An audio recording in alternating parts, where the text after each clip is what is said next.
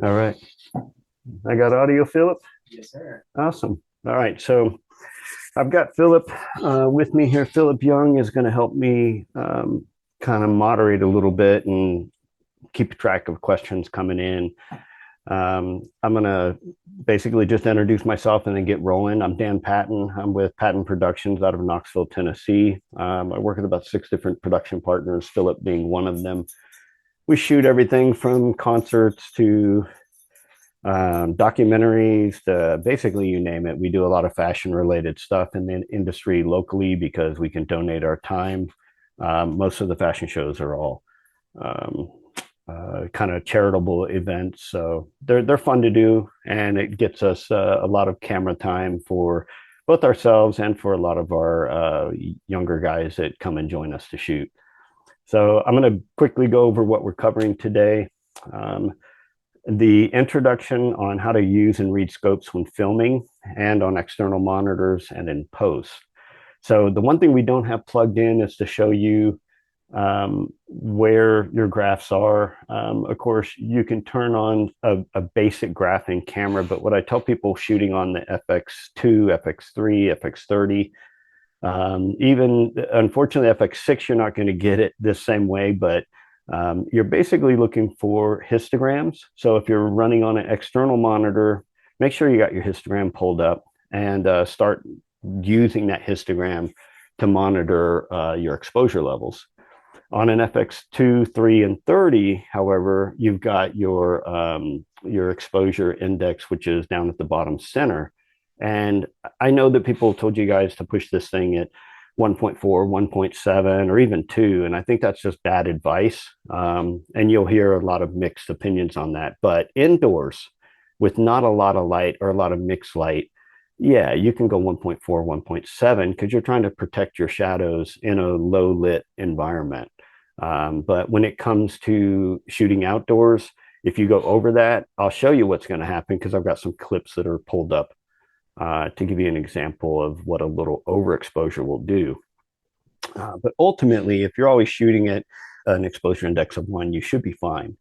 We'll get into the actual scopes and graphs, but I want to make sure also that we're going to cover properly exposing log footage using those scopes, and then I'm going to go over a clean 5-step kind of work through. And I do this in Resolve because Resolve lets you really see what's happening with your footage, how it's affecting your footage, and to be able to do all this using a scope or a graph as opposed to just looking at your monitor to see if you're too warm, too cool, overexposed, underexposed, your monitor is going to lie to you. Do not trust your monitor. Even the best monitor, probably going to be wrong. Always trust your camera scope. So again, external monitors are ideal for this because you can get a nice histogram kind of layout. Then the other thing is how exposure decisions made while filming can affect your image when editing. And then last, identifying and correcting the exposure issues. That's actually one of the easiest parts. And I've got a question too, and I'm going to ask it right now because we'll get into this. But what is worse, slightly overexposing or underexposing footage? How does Sony footage, the file formats, handle both of those? And I've got good examples of this in here. So if I'm slightly overexposed compared to underexposed, which one is harder to correct? And Philip, did you need to cover anything before we jump in? Oh yeah, one quick thing. Your camera settings. Make sure on your FX2, FX330, and the FX6 a little bit different as far as where it's found, but where to locate, of course, setting this up for log shooting in Cine EI. Philip? Hey guys, hopefully you can hear me coming through. On the FX3 and the FX30, and I believe also in the newer models as well. A couple different ways to get into the log setting from your menu. You're going to drop down onto the second page, all the way over on the left-hand side. There's a log. Oh, underexposed. Yeah. Okay. How many said under? How many said over? Any? Just one. Okay. Underexposed is definitely easier to correct. So currently, what I've got on screen is this is my model Sydney. I work a lot with her. She's fantastic. We're just going to work with hers, and it's a lot better than looking at a building or something by itself.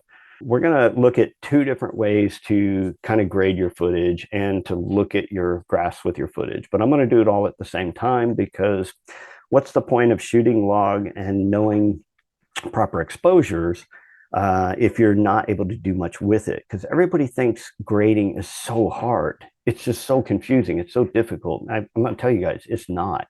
Editing in Resolve is very similar to editing in Premiere. Everything's in a slightly different spot, but I can teach it in an hour's time.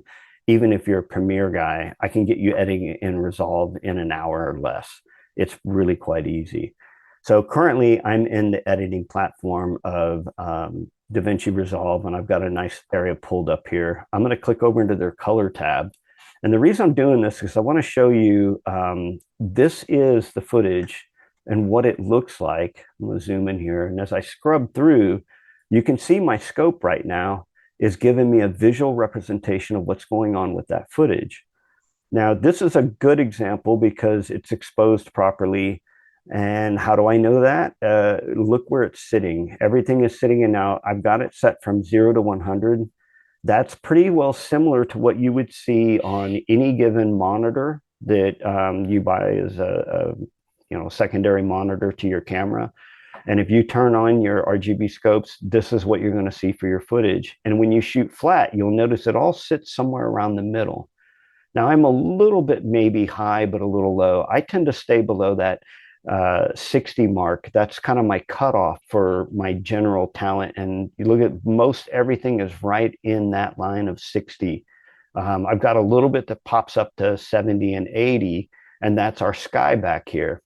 So what we're looking at is, if you look from our image left to right, the scope is the same thing as what's our images from left to right. So you can see over here on the right side, you see it's mostly white squiggly lines. When you take red, green, and blue and you put them together, it generates white. And then you're seeing that white is this building over in this corner. When you see the colors more separated, red, green, blue, it will do that based off of different colors we have in here, like her jacket and her shirt and her skin tones and stuff, which you're seeing as these larger peaks in here. That's all relevant to what we're seeing in the image. It's just kind of crushed down and pushed into an area. Now, if this were something other than log, what you would be seeing is something more like this. If you're shooting a cinetone, you would see it pulled out and it would stretch and fill more of the pattern, because for a cinetone and some of the other like Rec 709 formats that you can record, it's expanding this area for you and it's picking the profile for you. I personally don't like that. I like to see my base, source footage of what it looks like, so I know I'm safe. And again, if I had something like this, that would be lower, maybe less exposed. If I had it sitting way up here, that's higher overexposed. And it is over anytime you're pushing everything above this center line. But getting everything in that center line tells you that you are safe. So let's take a look at this in general. I'm going to pop a few nodes in here, and we're going to work with this piece of footage to do what I call rectifying the footage for its proper exposure, bringing its exposure values back out. Because right now everything is in the middle, which is why it's very flat. So I'm going to pop a couple nodes in here. Now, all I've done is use the keyboard shortcut to generate these nodes. The way DaVinci works, if you're not a DaVinci person and you're thinking about getting into it, it works in nodes. I can do every change in one node and say, that's good. I'm good keeping all my information in a single node, but I don't like to do that. What I typically will do is add lift and gain in one. My second one, I'm going to do a node label for my gamma. My next node, and all I'm doing is right clicking, giving them names here. My next one I'm going to do for saturation. This one I'm going to do for white balance. If I make these adjustments in each one of these nodes, I can come back and turn the nodes off and on. Just by clicking the number, I can shut them off. Basically disengage that setting, whatever you've done within it. But if I start with the first one, lift gain, I do this for a reason. I start with lift gain because I want to bring down my lift, which is my shadow information. And I'm going to bring it down close to the line. But you'll notice if I push it past the line, it's going to clip shadows, which means it's going to take anything that's a darker area and push it into full black. So that would be crushed. Crushed is not necessarily a great look unless that's something you're going for. I recommend always pushing your shadow detail close to the line, just above it, but not past it. Gamma is this middle dialer. I'm not going to change that one yet, and I'll show you why. I'm going to jump right to, oops, sorry. I'm going to stay on lift gain. The only thing I didn't readjust is I'm going to adjust the lift. So when I'm playing with these settings, if we look at lift gamma gain, lift is controlling all the shadow information that's down here. That's the lower part of my graph. Gamma is adjusting only the middle section of my graph. And then gain is adjusting everything at the high end. So I've adjusted my gain, which brings up all my highlights and everything, the brightness. I've lowered my lift to bring it down closer. So I'm spreading out that to say, this is bright, this is dark, and I'm putting the footage where it needs to be as far as the graphs itself. I'm pushing the lift down, the gain up, and the gamma I'm leaving alone just now, and I'll show you why. If I jump to saturation and I set it to 70, you're going to see a color pop in there. If I reduce saturation or increase saturation, it will increase and decrease the overall color saturation in my image. Why not 100? Because 70 is just typically the kind of the proper value for this. And you always question it, but really if I go above that, I'm oversaturating. And there is a way to get more out of it, but we'll cover that next. White balance. My white balance, if I look and I zoom into these here, and let's find a good spot. I'll say this is most of her area. I can see the red, the green, and the blue all separated slightly, but it's even. If it wasn't, watch what happens when I grab white balance and I drag it down. And by the way, I'm just dragging these by sliding on these, holding down sliding. Watch what happens when I shift it to a warmer temperature. It pushes the blues up and my scene gets cooler. The reds drop down, which means I'm losing that warmth. If I go the other way and shift it warmer, now all my reds are higher, my blues are lower. This is how you white balance. This is the easiest way to white balance, but I'm not looking at my screen to white balance this. I am looking at my graphs because my graphs will not lie, my screen will. So if I wanted to fully white balance this, I could bring these colors together and watch what happens. When I bring them together, that is 100% white balanced image right there.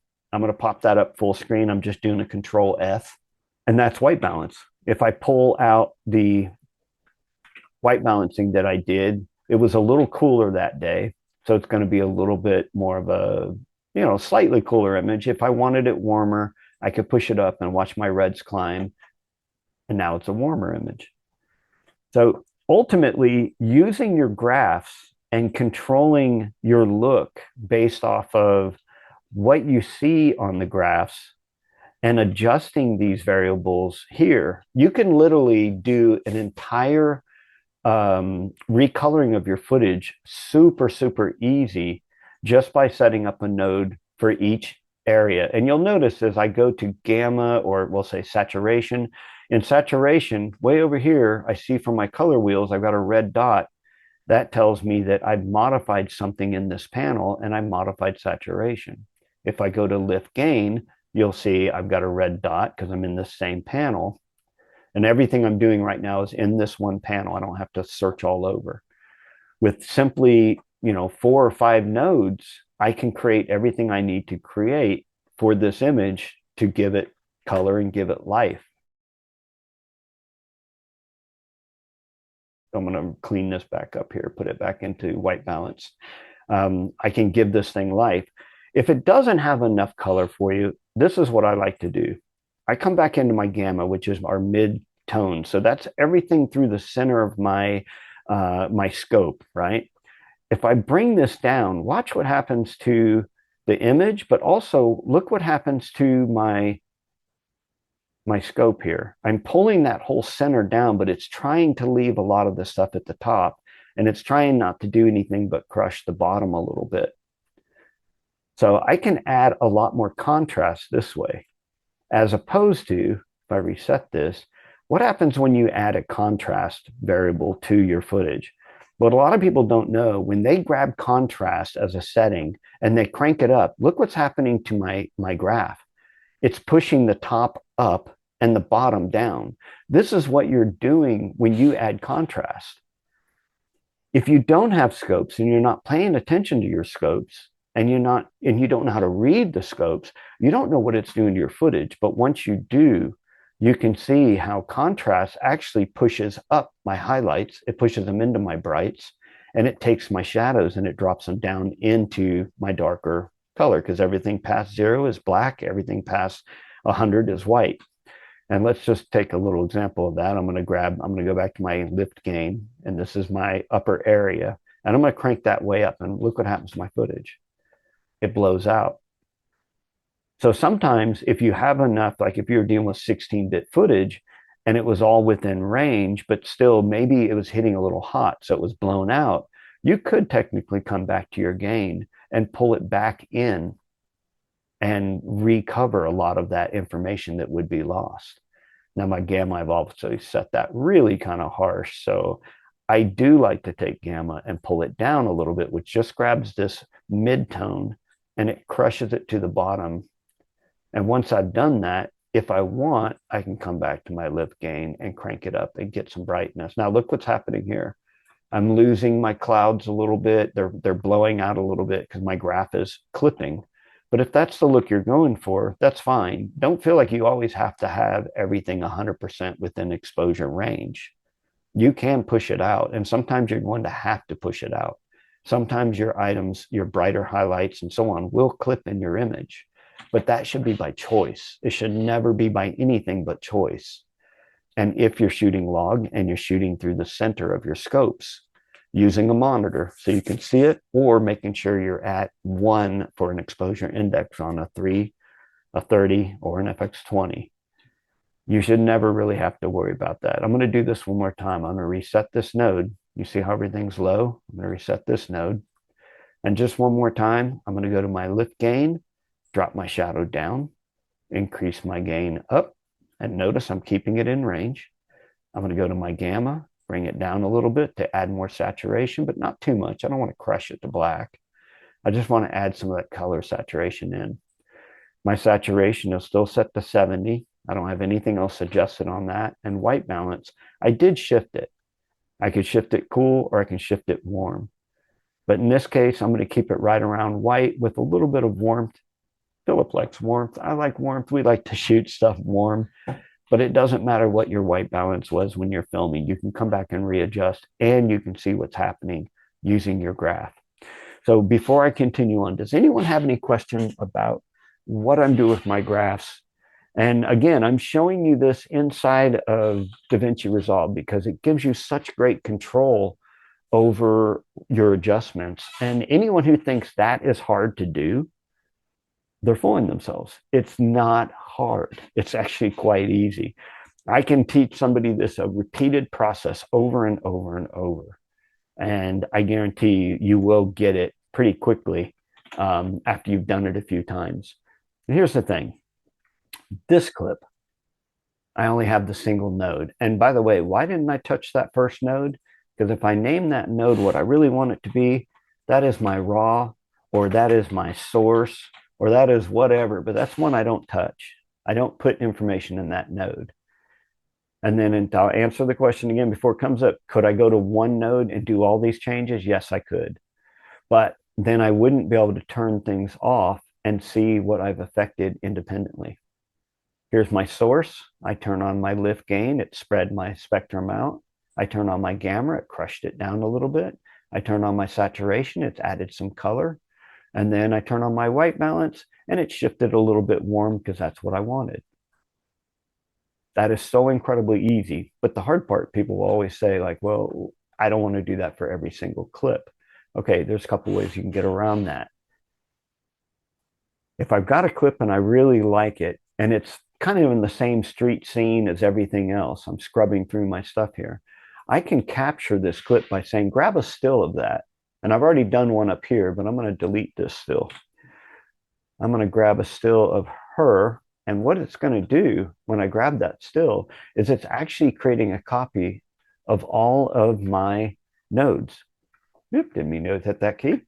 So my nodes basically are all created. And if I go to this guy, now that I've created a snapshot of her, I have no nodes. I can go over here and see what that footage will look like just by resting over that snapshot. If I like what I'm seeing, drag it over, boom, there are all my nodes. If I need to make an adjustment to a later clip, so I'm going to just go down the line here. I'm using my up arrow key. And each time I do or a down arrow key to continue down, I should say, each time I go to another clip, I can just grab, drop it on, clip's done. Go to my next clip, down arrow key. Of course, I've got to be down here, down arrow key, drag it on there. There's all my stuff. Why would I want to do this? Well, obviously, so that I could grade that footage, but also for each one of these files, for each one of these, I may want to shift these settings. These nodes are independent to this clip. So what you're seeing here down below on this thing is this is each clip. You're seeing them broken up. If this clip looks too warm, I can come to my white balance. I can shift it and look at both my graph and my file change. So if I want to truly white balance that, I could just try to get all those shifted back together. Somewhere in there, there's white balance. I know it's white balance, but if it's too bright, I come to my lift gain, start dropping down some of that, bring it back in range. Of course, what's that? One of the guys just said that it makes him think that his camera white balance setting is not as critical because it can be adjusted here. It's kind of true. Yeah, yeah. Your camera white balance maybe not as critical. That's a really good point. It's let's put it this way: if you're shifted a little bit, it's not going to hurt you. You can come back in here and adjust. DaVinci gives you some tools that Premiere doesn't. So back in 2000, when we were all stuck in home, we couldn't do anything. I decided at that time I am going to learn Resolve because I was just perplexed by it, and it just looked so hard. I opened it the first time. I didn't know what I was doing. I loaded one of my favorite tutorials. I loaded the Joker look for DaVinci Resolve. Now it's much older now, so some of the features are a little different and they function a little different. But that Joker look taught me in 1 hour how to do what I'm doing right now as a way to colorize your footage and create nodes and how to understand and work with nodes. And you can have as many of these you want. It convinced me so quickly that DaVinci Resolve was a better tool for color that I bought it. And for $300, now I own 2 copies of it. They're floating license, so I can put it on my laptop, on my desktop. And if I buy another machine, I can install it on that one. The minute I type in my code, it just disables one of my others. So I'm going to look at this image again. My lift, gain is a little low. This doesn't look bad. That's still a beautiful look, right? I love the files that this camera creates because there's so much there. And it just looks so good, even at a low, I'm not pushing my gain much. But under the lift gain node, I'm going to pop this up to something that I think is more pleasing. And I really like that. Looks a little bit lit, but it's still, it's that control that you don't have when you drop a LUT on. So ultimately, I'm one of those I got to do it myself kind of guys. I'm going to pop through a couple of these because here's what I want to do. I'm going to go through and start throwing. I'm opening my gallery. I'm going to pop more of these on because we're just going to go through some of these clips. Hold on a second. That one looks good. That's a good one to start with. I feel like this one's sitting really low. So I've got all my nodes, but these nodes were set for this footage further back, right? This footage I shot a little underexposed. So this is a really good example. This is a slightly underexposed clip. I can go into my lift gain. So I know I'm not messing with anything else. I'm not mixing up my variables for my nodes. And I just start cranking this up. And I can make that as bright or whatever as I want. And I would probably push it somewhere in here. Her hand's going to get hot. That's okay. I hit that play. Eventually she'll come back into focus. We're manually focusing a lot on that day. And there's just so much there. There's so much more there. Look at that hot light on her face. All right. So obviously I might have pushed a little far because this point right here, this hot on her face that's going white, is this right here that's pushed way up. So under lift gain, I may want to pull that lift back down a little and get her face back in range. But this is what happens when you have a lot of shadow and a bright light hitting something. All right. You're not always going to be able to get it perfect. If you have a dark shadow and a really hot, bright light, you're going to have to lower it down and bring things back in range so that you're not clipping the face. But that's pretty much what we saw that day. And in truth, quite honestly, what I really saw that day was closer to around there. That's what it was like. It was pretty dark. We were in a big shaded area. So we're going to pop through a few more of these clips. All right. And that's a good one. This one looks like everything's really falling perfectly in range. So at this point, it's just a matter of what you like, where it needs to sit, and you have complete control over it. All right, so that's good for doing it on a 1Z, 2Z kind of clip type thing. Because if you look back here, if I go back to my editor and I zoom out a little bit, okay, I've got a lot of clips. And I've just thrown these on the timeline. This is not how I edit, but you can see the difference between flat and stuff I've thrown color work on. Did that seem difficult to you guys? Did just creating 5 nodes and adjusting the variables of each of those nodes seem all that difficult? Do you also want to show them how to get into where the waveform is from Parade? Because one of the guys was saying he's set it in the Parade mode before. So under color, by the way, there are multiple different types of graphs, basically. So we're on waveform now, and you can see this little drop down. And by the way, sometimes even this guy is not even turned on. You come into it, and it's this. If you come into Resolve and you see this, look up here. You're just looking at keyframes right now. We can go over to scopes. And then when you're in scopes, you can do a drop down and change to Parade. So if you're in Parade, nothing wrong with that. It's just separating your RGB instead of combining them across screen. From the left side to this point right here is the left side to this point of the image. Same thing, green, left side of image to right side of image, left side of image to right side of image. So it's separating them. You can still work in this mode, by the way. I can see what's happening to all these right here. And I can tell where my sky kind of clipped a little bit. It's not really the sky, it's that back building. You can see these hard stops. When you're shooting, you want to avoid having that stuff clip. But notice one thing, my red's low, green's a little higher, blue's high. So my question would be, am I white balanced? If I was white balanced, wouldn't those all be hitting somewhere around there? Yeah, it would be. So that it would be actually more white balance for the whole scene, not necessarily just for the model, but for the scene in general. I don't always like stuff exactly white balance. I do push stuff a lot more towards white balance. I'm increasing gain to bring it up a brightness a little bit. I don't care if my background blows out. I want to see this look right. And then gamma, I'm going to drop that down for this particular set of nodes because I really want to look at that more detailed, crushed kind of look of my colors. Do you have any other questions? So it's a continuation of that one.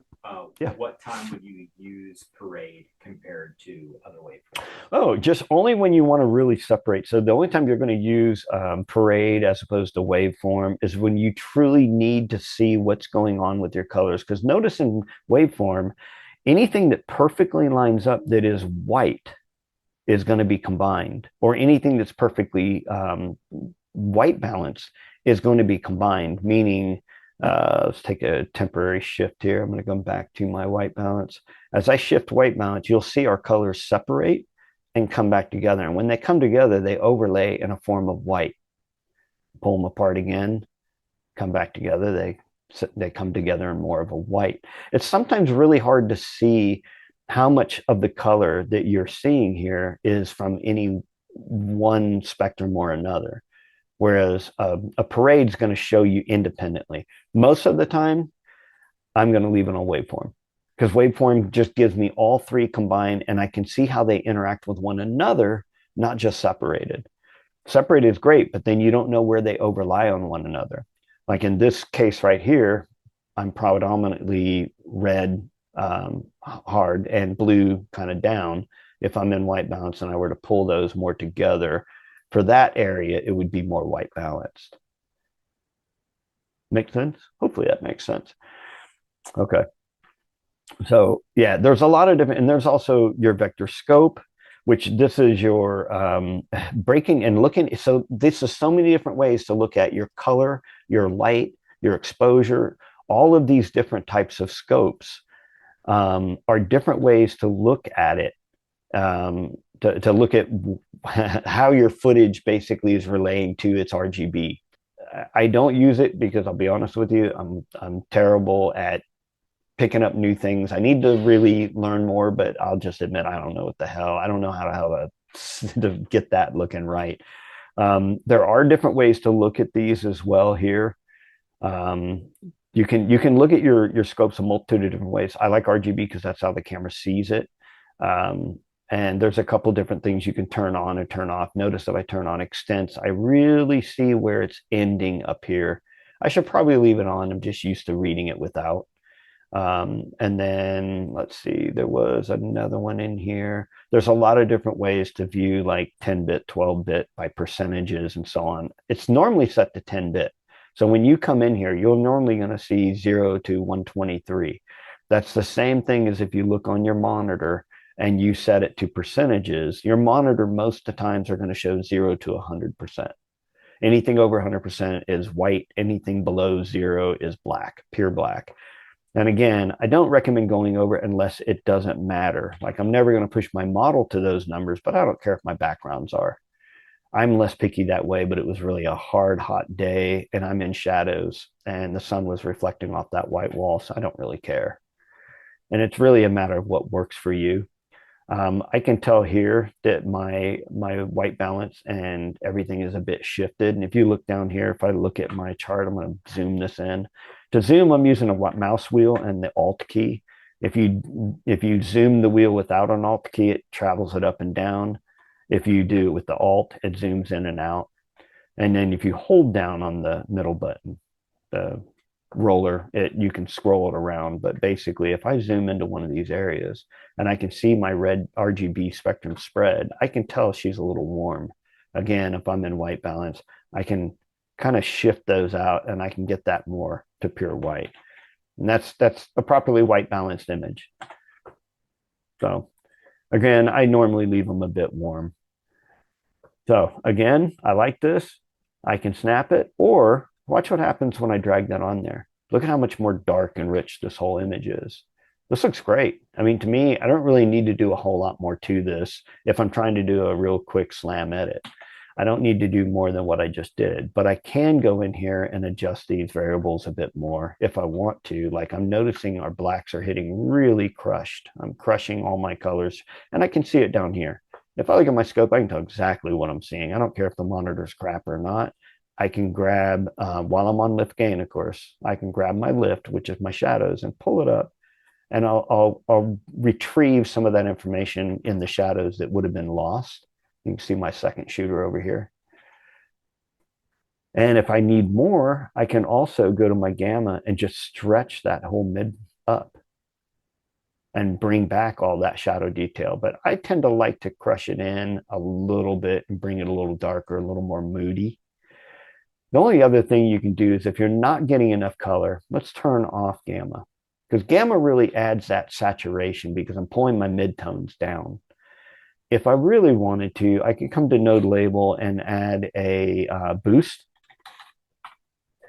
And over here, you'll see at the very bottom, I've got a color boost.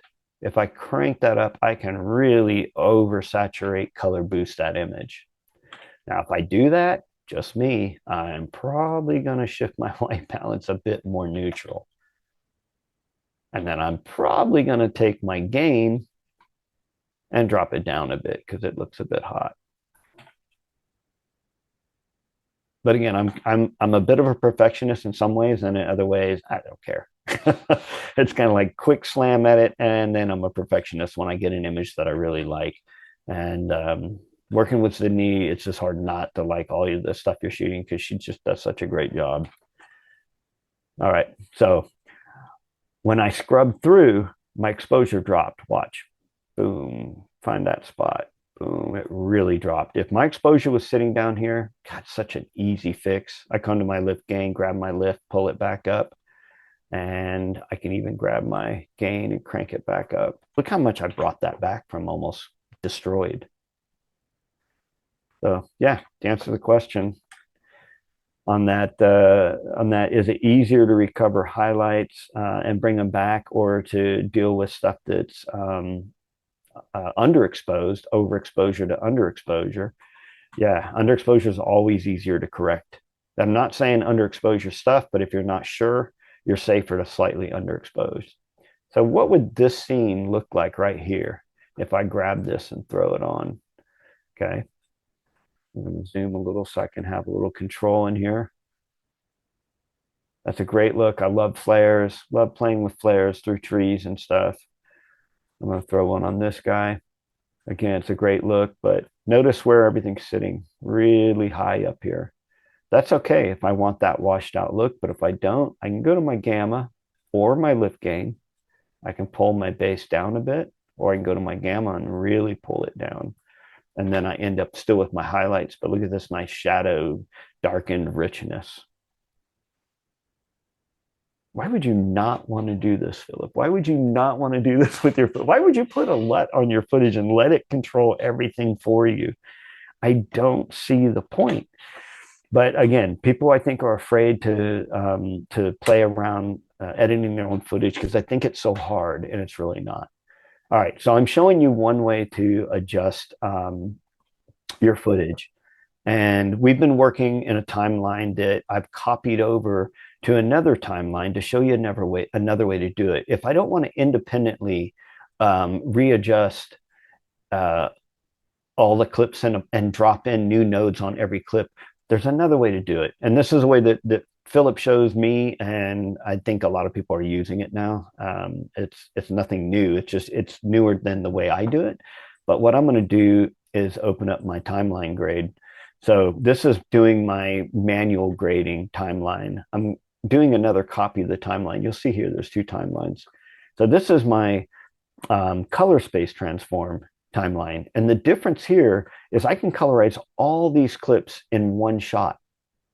Super easy to do.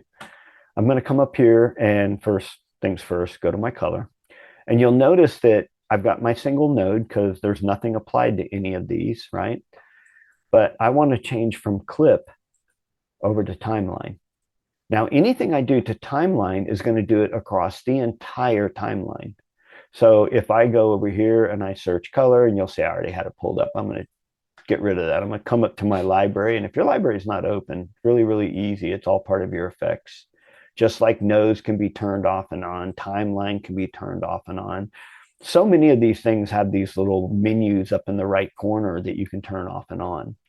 But I'm going to turn on my effects. I'm going to do a quick search for color space transform, and I'm going to drag it in here because I'm generating a node that's going to control this whole timeline. But when you don't have your nodes connected, you do have to connect them from your endpoint. This is everything coming in, everything going out, and in being everything you're working with in your footage going out to your deliver. So if I want to go out to deliver, I've got to go ahead and set that turned on. And this is just like Photoshop, or not Photoshop, just like Premiere, guys. Premiere has all these same different panels to work in, except Premiere does it in a drop-down under Workspace. So if you ever in Premiere and you're like, okay, do they have a color panel? Yeah, go to Workspace, do a drop-down, look for color. So you can do some of this kind of in Premiere. They just don't have these nodes. The nodes are the way to go. So with my color space transform, if I click on this guy and I go to my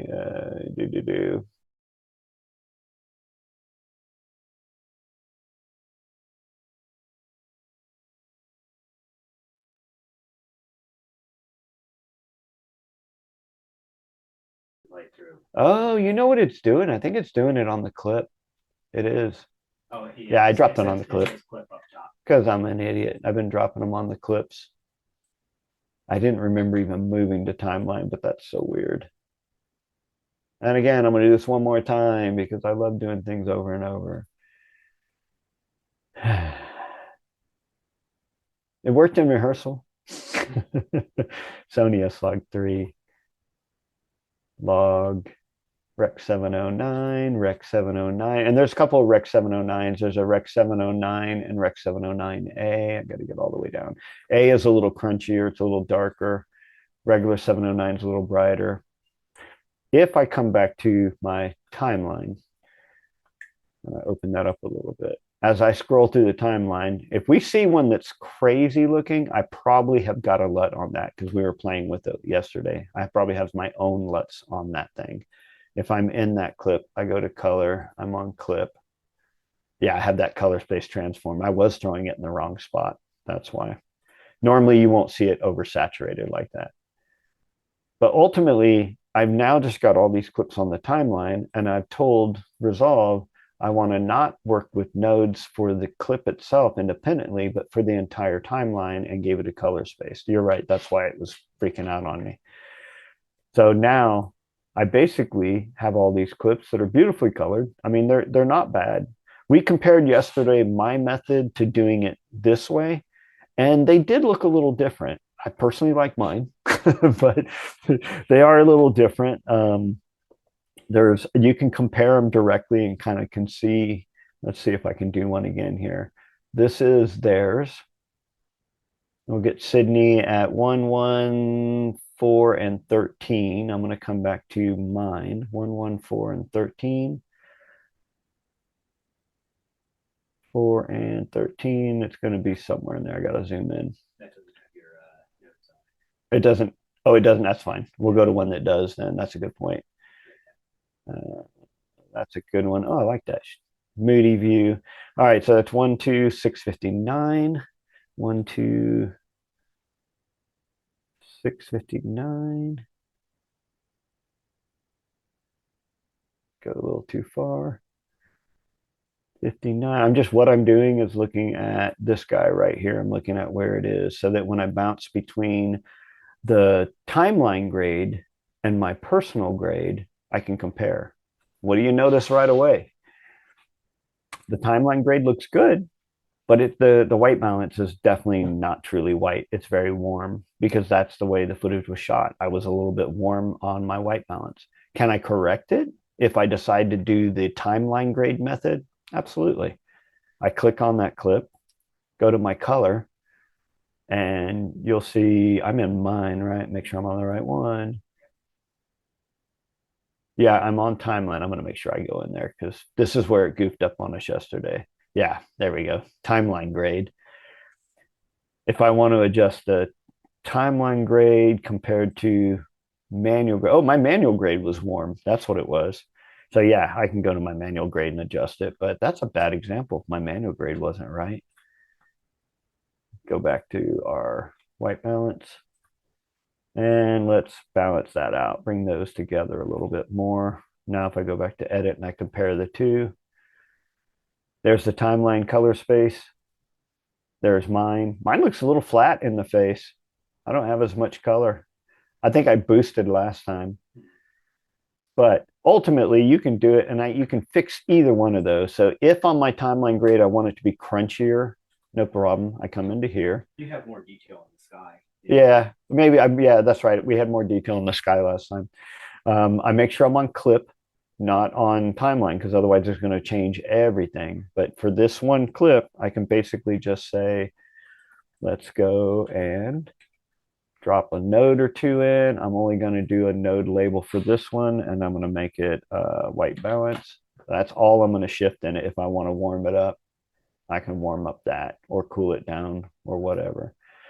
So I'm adjusting nodes independently, even though I've got a node on the timeline. So this node doesn't override it. It just adds on top of whatever is there.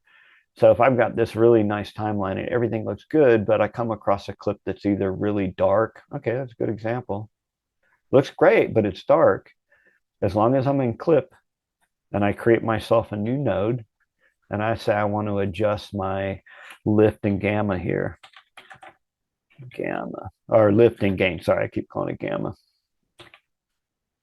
And it helps when I spell it right. Remove an extra A there. I can still adjust this after the fact, even though there's stuff applied elsewhere. I can make that pop up. I can bring my shadows up. I can do whatever. And I'm not affecting any of the other clips in here. I'm just affecting that one. And if I really like what I've done, and I've got a couple dark clips, but I want them to all look like the one that I just adjusted, not a problem. Come in here, grab a still, saves it right there. Next clip I go to, make sure you're on clip, grab that, drop it on. Now it's got that node too. See how easy this is? Again, I'm going to ask, why not do it manually? Okay, that was most of what I want to show you guys. That it's really pretty easy. The main thing is read your scopes, read your histogram on the camera, especially if you've got an external monitor. If you don't have an external monitor, set it to 1 and you're always going to be pretty safe. It's going to keep everything right around the middle. So if I was to turn off everything, this just shuts off and turns on the effects of the clip grade and the timeline grade, right? If I shut it off, that's where my exposure was that day in that building. You're going to probably get something closer to, let's see, I've got it shut off, so I can't really show, but you're probably going to get something right around the middle, just under 60. So do we have any questions? We've covered the scopes and graphs while filming. We've covered properly exposing log footage using scopes, and then a clean 5-step to creating nodes in Resolve and not crutching on LUTs, basically.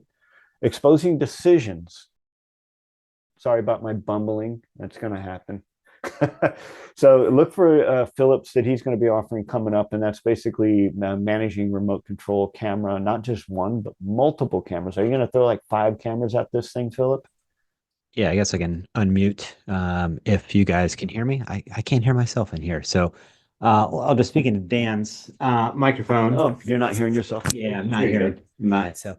So yeah, so I'm going to do a different kind of webinar that's going to be going over Sony's monitor and control app. And this is really handy if you have multiple cameras that you're trying to set, if you're doing like a documentary shoot, or if you've got AV cam. It also gives you a lot of different things that Sony doesn't have built into their cameras.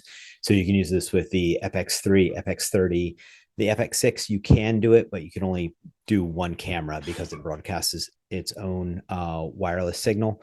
But like I use it off of tethered hotspots, or if I'm in a hotel room to do multiple things, like I've got a slider set up and I've got like an A and B cam, or I'm hanging a camera from a ceiling. Yeah, sometimes you can't access it. Can't access it because it's hanging up somewhere. But it also, in the Sony's monitor and control app, you also have the external. If you're using a non-Sony battery, you get the battery percentage back, which is awesome. You also get a lot of focus peaking that can happen inside there. You get false colors. You got a lot of different things that, so you can match all of the cameras across the board. So it's like super handy, and it's a free app. I think it's gonna be cool. It's gonna be a good one. Yeah, gonna be a good one. Anyway, thanks guys. I'm glad you came, and for those watching later, hopefully this gets you kind of rolling and shooting stuff log and doing your own grades and not just throwing a LUT on everything. What I did on this second one for the timeline type thing, I did throw a color space transform lookup table on it, but I could have done the same thing I did with my clip on the timeline and applied it to all of the footage all at once. So I could have done it by the same method, meaning this multi kind of format. So if I take that, throw it on there, I can build this entire source of nodes, just a few nodes, but do it all right here. And I can accomplish essentially the same thing. But color space transform is just a quick way to do it. And then you can use nodes as you need to adjust. If you guys want to get kind of more in depth on DaVinci, or you want someone to work you through the process of editing and how it's a little bit different than Premiere, I'd love to do one for that. And both myself and Philip are always available for very personalized training. We're very affordable. Just reach out to us and um, we'll get you some pricing. But we can do one-on-one training with you and work through a project, especially if you got something where you're getting paid and you're running into a real problem area. Either bring us in before you start that project, we'll help you get set up right, or bring us in after. We'll make sure you can get configured and do The everything. recording will be available later, correct? Yeah. The recording will be available later. That was one of the questions. Yeah. Cool. Get Resolve. Buy the damn program. It's such a great program. It's so damn awesome. That's it. Thank you guys. I appreciate you all.